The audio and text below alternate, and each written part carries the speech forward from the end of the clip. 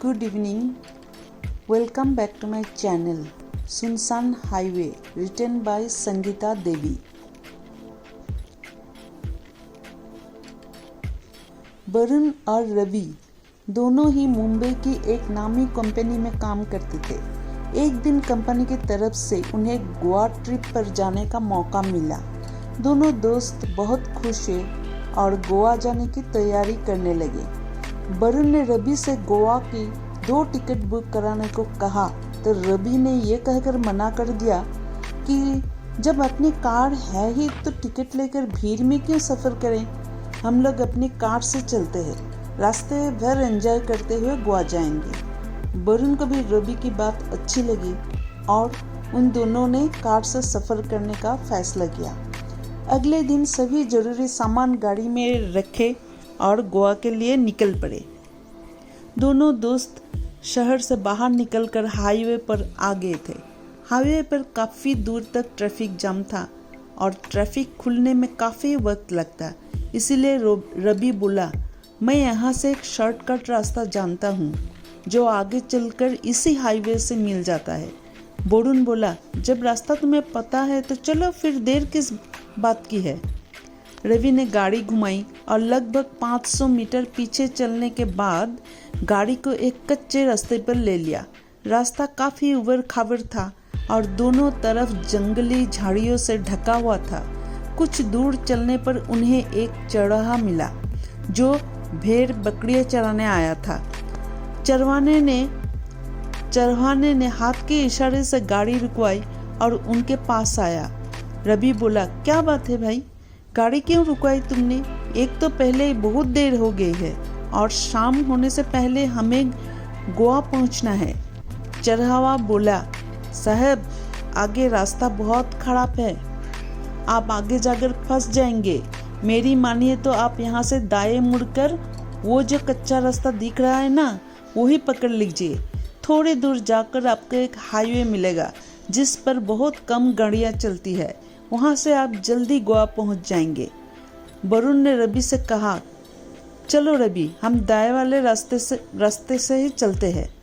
रवि ने कहा, ये चरवाहा झूठ बोल रहा है, मैं इस रास्ते पर कई बार गया हूँ, यही रास्ता ठीक है और फिर थोड़ी देर की तो बात है, फिर हम उसी हाईवे पर होंगे।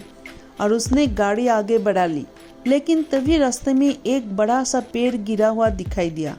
अब तो मजबूरी में उन्हें चरवाहा के बातें बताए हुए रास्ते पर ही जाना पड़ा।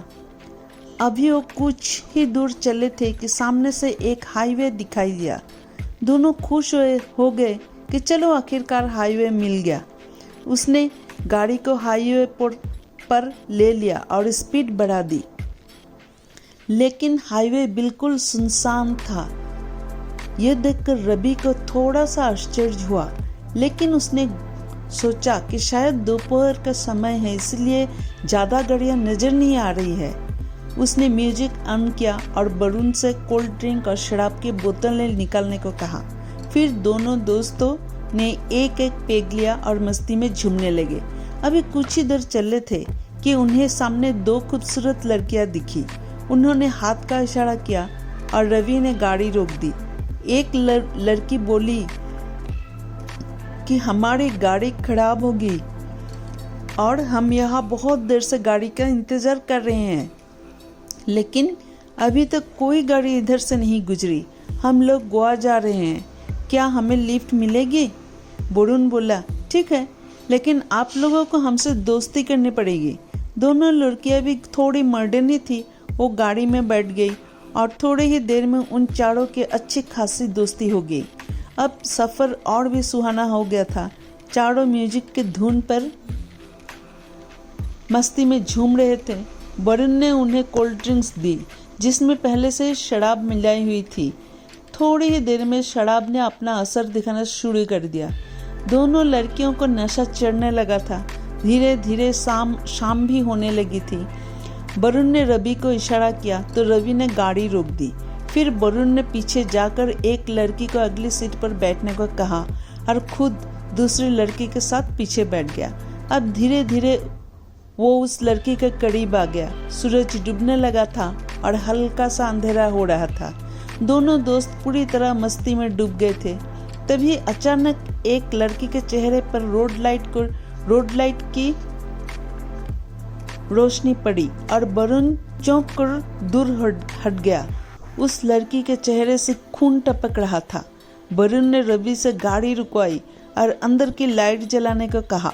जैसे ही उसने लाइट ऑन की, दोनों की आवाज़ हलक में अटक गई। रवि ने गाड़ी का दरवाज़ा खोलने की कोशिश की, पर वो नहीं खुला। दोनों लड़कियों के भयानक शक्लें देखकर रवि और वरुण की सिट्टी पिट्टी गुम हो गई।